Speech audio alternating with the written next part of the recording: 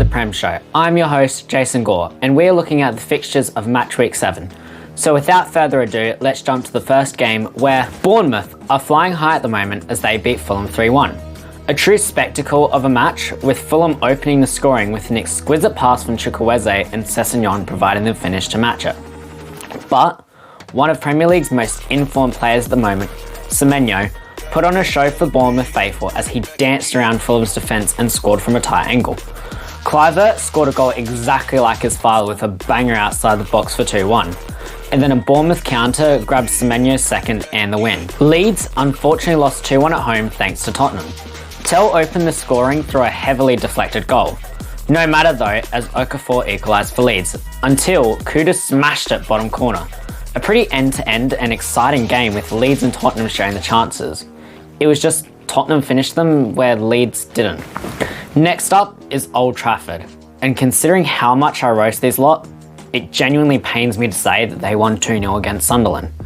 They actually played really well today with beautiful interplay and often attacking the wide flanks. Mount scored with a lovely volley and Sesko took advantage of terrible defending to score. That match showed why Amorim is so stubborn in his system, because when it works, it is genuinely free-flowing and beautiful to watch. But when it doesn't, it is more like a League 2 game. Lamens looked good in goal for his debut, as they don't even need a good goalkeeper, they just need a competent one, and he looks like he can do the job. The Gunners fired themselves into first with a 2-0 win over West Ham. Rice scored against his former club to open the scoring, and Saka dispatched a penalty on his 200th appearance in the Prem. What's interesting about Arsenal is that last season they would score a goal and just control it and see it out. Whereas this season they are relentless with wave after wave of attack, which makes them more exciting for the fans and more deadly for opponents. Chelsea stunned Liverpool as they won 2-1 at Stamford Bridge. Caicedo bring it back with a Barkley strike for 1-0. Gakpo tucked it away to equalise until Cucurella laid it off for Estevao, who scored and ignited the Chelsea fans. Chelsea outright deserved the win. But I'm seeing Liverpool fans saying they're in a crisis, which is just absurd. Like, you're second in the league that you won last year and brought in a bunch of players who changed the tactical ideology of your team. Of course some results ain't going to go your way, but you're not in a crisis. Jack Grealish will be beaming with joy as he scored to end Palace's unbeaten streak. To be fair, Palace should have put this game to bed, as they had chance after chance, but Pickford was unbelievable in goal. Munoz scored for 1-0, but towards the end of the game, Lacroix made a stupid tackle to give Everton a penalty, which Ndiaye scored with ease.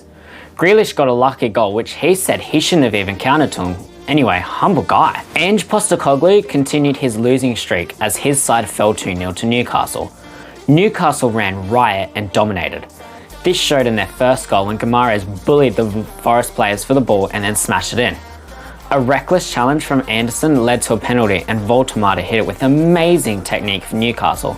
The main question is though, can Ange really turn this around? Brighton left it late to grab a point against Wolves. Verbruggen couldn't stop an amazing strike from Menetzi, as it unluckily was an own goal. But Wolves were dominating possession and creating chances, often through quick counters, but they just didn't have the composure to finish them. So Brighton punched them with a quick corner and Van Heck equalised. Malen scored a brace in Villa's 2-1 win over Burnley. His first was brought on through a lovely through ball that broke Burnley apart and he finished it off. The second was a half volley that rocketed past Dubravka.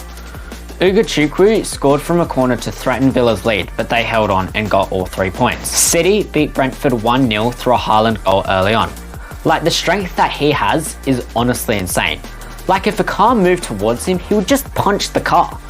City looked amazing in the first half with free-flowing, dominative and back to their best.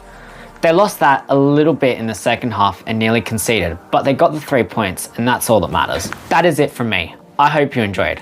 I'll be back next week to talk about the next lot of fixtures. Goodbye from me.